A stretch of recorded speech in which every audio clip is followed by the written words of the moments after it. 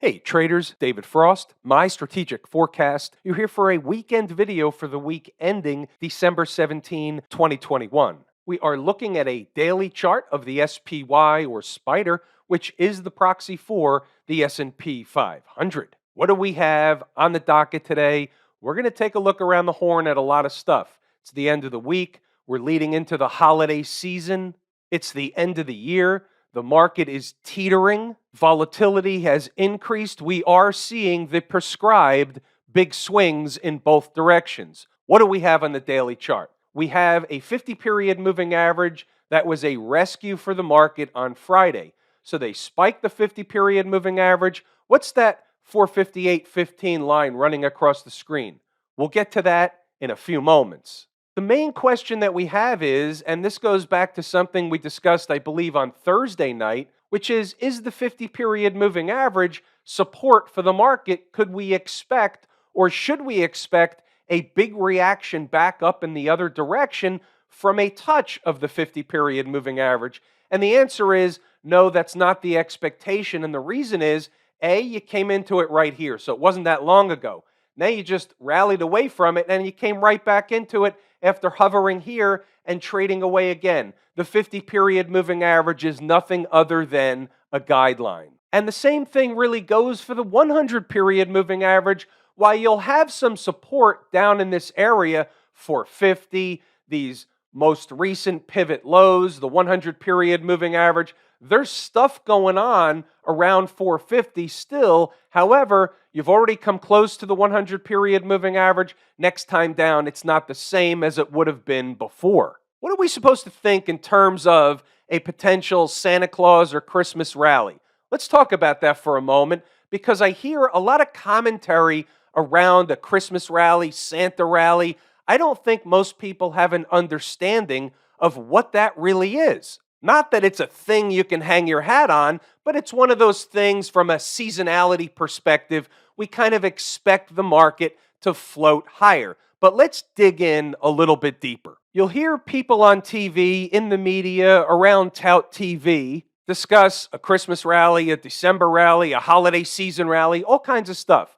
Let's get something straight. Whenever you hear Santa rally, this is what it is, and you can look it up for yourself. Go to the University of Google and type in Santa Claus rally. When is it? And here's the answer. It's the last 5 days of December into the first 2 trading days of January. That's the Santa Claus rally. Doesn't matter why, doesn't matter who made it up, doesn't matter what the statistics are. The only point I'm trying to get across is understand what you're listening to, where the source is, and whether or not they're right or wrong the majority of the time.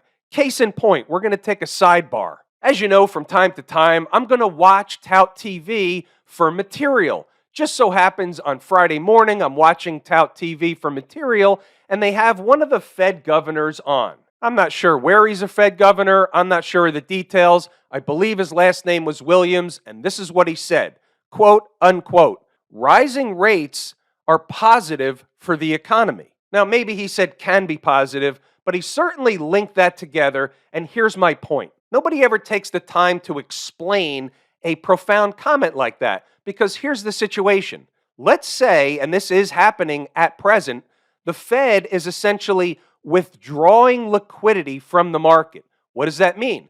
They're taking money back. They've been flooding money into the economy, into the markets. Stocks have been going higher. Real estate's been going higher. All kinds of asset prices have been going higher. The Fed has been priming the pump. Now, they're going to do the opposite. They are in the process of doing the opposite, withdrawing liquidity. So let's just say, from a logical standpoint, that it's going to have somewhere in the neighborhood of the opposite effect of when they primed the pump or pumped in liquidity to the market. Fair enough, but let's dig deeper. Let's look at some other things that happen. So if we're going to see rising rates, which is essentially the result of withdrawing liquidity from the market, rates are going to go up. If rates go up, it costs us more to borrow stuff. Whether it's stuff, real estate, it doesn't matter. The cost of money goes up. The cost of money goes up for individuals like you and I. The cost of money goes up for businesses. So all across the board, your costs go up. Therefore, supply and demand economics, the natural force of supply and demand, take over. Just as a general rule, if it costs more to borrow, for example, for a house, most people are going to end up with less house. That ultimately drives down the price rather than up. You can extrapolate more information from that. You can basically just say, if things cost more, less people are going to want them, or people are going to want less of them. That's the way economics works. Here's the big point. When people come on TV and they're trying to basically talk up the market, they're trying to change the conversation from, hey, the Fed withdrawing liquidity from the market is bad for the market. So what they're trying to do is counter that argument. They send a guy out to tell you the opposite thing. They assume you're stupid. When you assume we're stupid, we know you're lying to us. It's that simple. Let's get off the soapbox and back to the S&P 500. We're taking a look down at the bottom at the volume, and the volume was increased on the way down. But here's the thing. We have to discount that in part because it was quadruple witching options expiration. A lot of rebalancing going on, a lot of stocks coming into an index, going out of an index, meaning funds have to sell it or buy it. So a lot of that jockeying around takes place. It increases the volume. I'm not discounting the fact that the market was down. Price is the absolute arbiter. Price was down.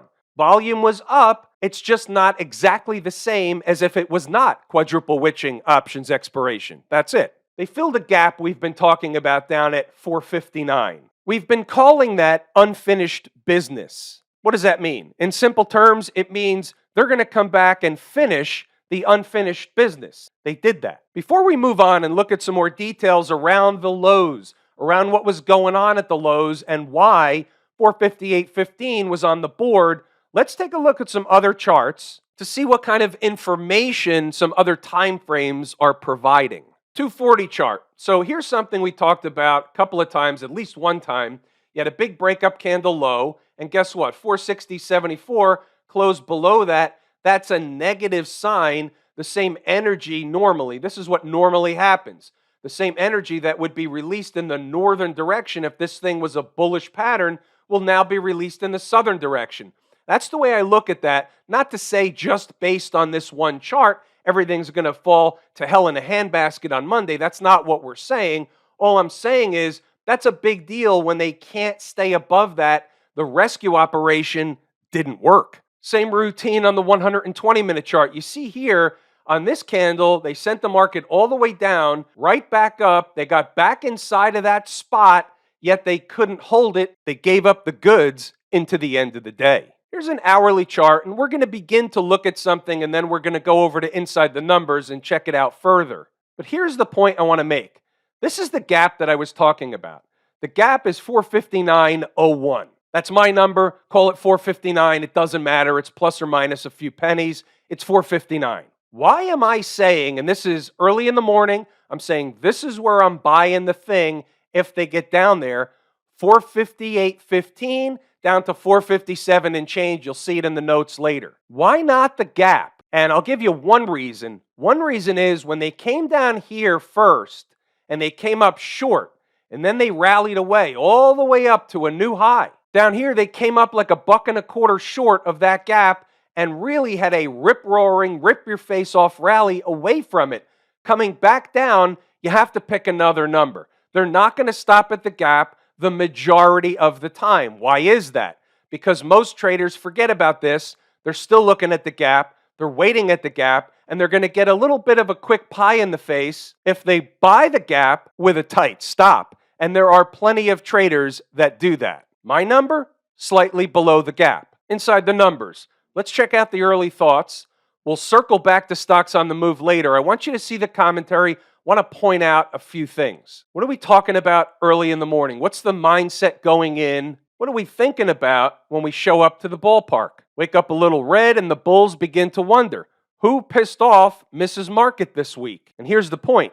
We begin to see the shaky ground that exists under the surface of markets that have been pumped up. There's a lot of weak hands in there. There's a lot of momentum stuff going on. There's a lot of vacuum opportunities on the downside.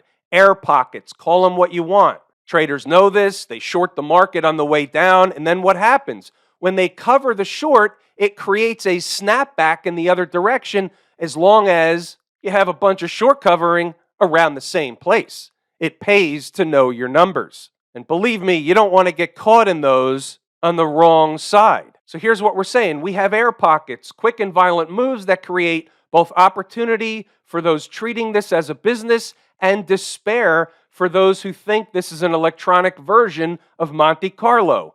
Let's do the numbers. SPY 463.35 is the pivot in the early going. Now, just to get our faculties, currently a 15-minute chart right of the vertical is today's activity. 2 lines on the screen now. The top one is 463.35. That was our early pivot. Opening below is the more bearish case to start the day. What did they do? They opened below. They didn't open above. We don't need that. Running a test of 463.35 would be normal garden variety behavior. What did they do after finding a low? They ran a test of 463.35. Getting below 461.35 would begin to open doors for the gap at 459 and 458 maybe lower. Now the middle line is 461.35. This one's better viewed on a 5-minute chart. So again, our faculties are middle line. And guess what? You can see how the market pivoted around 461.35 for quite a while. Another important number, but you can see what happened earlier in the day.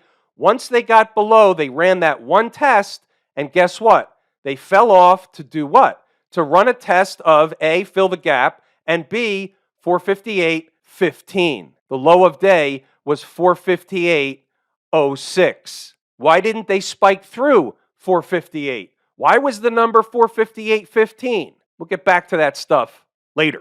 And by the way, they've already run a test of the big fat round number of 460 earlier in the week, so it's not the same anymore. In other words, don't expect to be buying 460 for a big bounce. The destination was somewhere else. Let's move along, see what else we have as the day begins to get underway. By 9:12, they started to melt the market away a little bit. We've got a decent little decline in our hands. Expect big swings in both directions. What did we have? We had big swings in both directions. What's the prize? Prevailing wisdom would say the gap down around 459. However, from where I sit, the prize is a zone between 458.15 and 457.50. Sticky note stuff. Think about this. This is before the opening bell. I'm giving you the target. If they get there in a hurry type of format, that would be an area to expect a bounce back in the other direction. What happened? They got there in a hurry formation. Let's scroll up, see what else we have.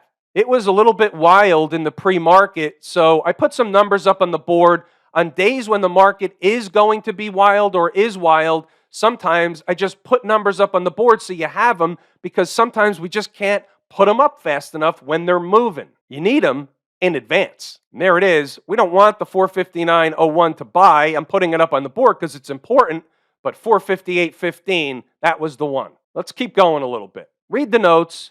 Go back to the chart to double check the work. I'm going to point out a couple of other important things, and then we're going to circle back to stocks on the move, look at some charts. They were fighting one of the important numbers. 459 and 458 are really the targets. This is 10 minutes into the day. The writing was on the wall. And 9:49, here it is. And of course, they come up short of 459. This is what we're talking about over here. The low in this candle was 459.31, and they had a pretty decent bounce away from it to run a test of what? Back up to 461.35. But that's the way they suck you in. They come up short, and then the next time down, there are going to be some buyers at 459, and guess what? They blow right on through to where? 458.15. Let's keep going, find the important stuff, read it all, go back to the charts to double check the work. 459, 458, still on the table, give or take. Here we go. 10:07. If they break the lows, they could bounce at 459, give or take. I'm a buyer closer to 458 for a big bounce. That's my plan until something changes, like they go the other way. It was a really good day from stocks on the move, not messing with it for a maybe, but more for a should bounce from here price. 458, give or take, is my price unless they stage a rescue operation first. In other words, I'm waiting for 458. Now they start to come down, 1014. We're going to narrow it a little bit. Well, they're trying to do the thing. 458.15 down to 457.50 is where I'll be a buyer for a bounce. There's your buy. There's your bounce. Any trader that followed me right into the trade was able to take profit along the way, anywhere they wanted, any amount they wanted. Let me scroll up. Let you pause the video, read the rest, go back to the chart, double check the work. I think you got the point. It's not the only thing that was in here. For example, 1034, just some mindset stuff. So we caught the low of the day thus far, rip your face off rally, and a bunch of stocks on the move. Anyone that bought 458.15 is really happy to conclude the week. Don't fork it up. This will conclude the morning session. I'll check back a little bit later. I'm trying to impress upon you, you don't have to take every trade you see or every trade you want to invent in your mind. You want to take the best stuff on the board, and when you have a day, when you get quick profits in 15, 20 minutes, 30 minutes, an hour, whatever it is, and you're sitting on a bundle of profits that you didn't have before the market opened, you have to keep the money in your pocket. We had a healthy list of stocks on the move on Friday. We're going to take a look at the ones that hit their price objectives.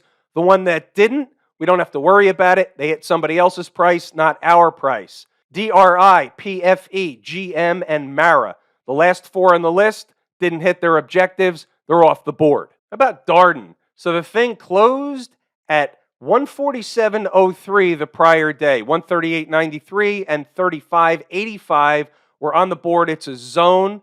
They could choose either number. They're both important. So guess what? They did them both. They did the Macarena around the first number. They already spiked up to a high of 142.85 in that candle. Now keep in mind, there's a 5-minute chart that came right back to the second number and right back to the first number, right back to 142.91, almost 143. So essentially, they bounced around and gave you the deal and then some. Stocks are headed to a destination. When they're moving in the pre-market, it's pretty good evidence that they're headed to their destination. They're going to do one of two things when they get there. They're either going to hang out for a cup of coffee or they're going to bounce back in the other direction. Pfizer came up short in the first candle. You see the low here, 59.19. My number was 59.08. They rallied away. They did it when they came back the second time. They rallied away. They provided the base hit, but you're not taking the trade here because of what they did in the first candle. But if any trader did, they still gave you the deal anyway. You can see what happened. It's obvious 59, give or take, was important on Friday. That was Friday's destination. Look what happened at the end of the day. They came back to double check or check in at, run a test at that same number, and then bounced off of it in the last 5 minutes of the day. That was an important spot. That was Friday's destination. Time and price. Time is more important than price, but if you got the two, you got the deal. About GM, closed on Thursday all the way up at 58.38, opening down, doing what? Heading to a destination. 54.56 was the number. They come into it. What do? They turn right back around and go in the other direction. One more double check at that same number, and they bounce up again. That number is obviously important. The numbers work. About MARA, Marathon Digital, this was a nice deal. 32.87 on the board at 0 dark 30. They come into the number, they bounce right away, double check one more time, and take a rocket ride. Know your numbers. 32.87, give or take, was Friday's destination. What's going on over in Camp IWM? They were up over 1% when basically everything else was down. The S&P was down, the Dow was down, the Nasdaq was down, but the IWM was up. The IWM is my favorite market leading indicator. Should we read into this? There's a couple of things going on. A, we have to attribute some of it to options expiration or quad witching options expiration, rebalancing, that kind of stuff. However, the second thing that we're going to attribute it to is, look where they came to.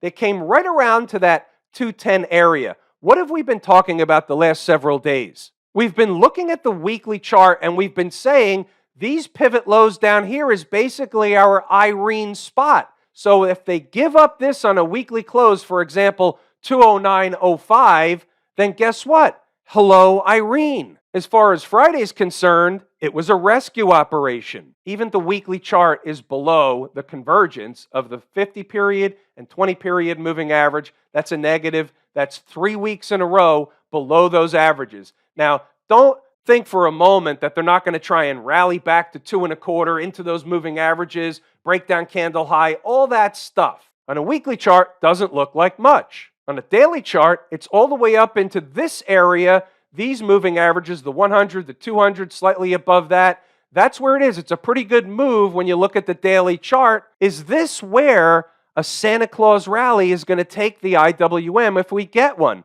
The only thing we have to watch out for is that Santa isn't in quarantine. Doesn't really matter one way or the other. We've been talking about the fact that the market was making a top. The market made a top. It was in the process of making a top. I think it's now pretty clear to everybody the market made a top. Now, how much of a decline we see going forward is a different story altogether, but the top was put in. Obviously, it was put in the IWM a long time ago. About 6 weeks ago, in the first week of November, that's where the top came in. This is November 8th, second week of November. Comparing and contrasting the SPY, this is the 22nd of November. That was a high. They made another attempt. In fact, they made a new high in the futures market the other day on Thursday. The high here is just slightly below the old high. And guess what? The IWM topped out even before this top in the SPY. That's why I call it, or one of the reasons or evidence that I call it, my favorite market leading indicator. What about the folks down at the transportation department? This is interesting. We've been watching them fight this breakup candle low, and they closed above it, above it, above it. Now they closed below it. So all of a sudden, they're below the moving averages. They gave up the 50. They closed on it a couple of times, slightly below it on Thursday. Now they gave it up on Friday. So unless there's a quick rescue operation back above,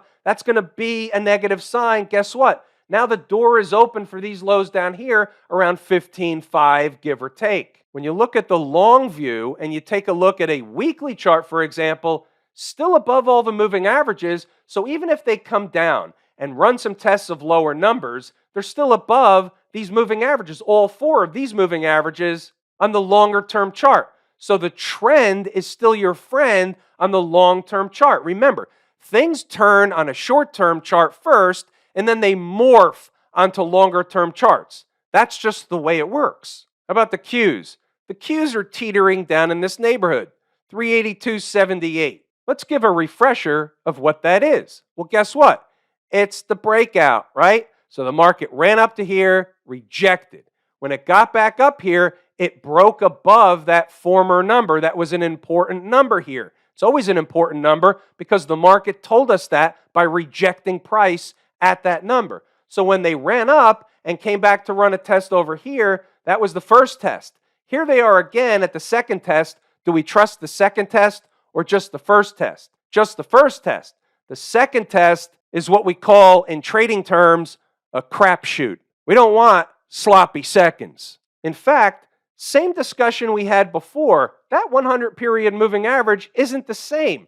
Even though the 50 period moving average held once, held twice for 3 days, now they gave it up. Is the 100 period moving average the same, for example, as the 200 period moving average? If they came down quickly into the 200 period moving average, for argument's sake, like next week, I'm not saying they will, but just in the hypothetical example, if they did, you're going to get a big bounce in and around or off that 200 period moving average. Come into the 100, they've already been close. It's not the same. It's not even close to the same. In fact, I wouldn't buy it. What would I buy? What's below the 100 period moving average, which would be the next area of support where the market would likely be heading as it cut through the 100 period moving average? And the answer is 376, give or take. Put that on a sticky note. We'll mark it on the chart also. I'm not saying the market's going to have a tremendous bounce away from that. That's going to be a low for 3 years. All I'm saying is 376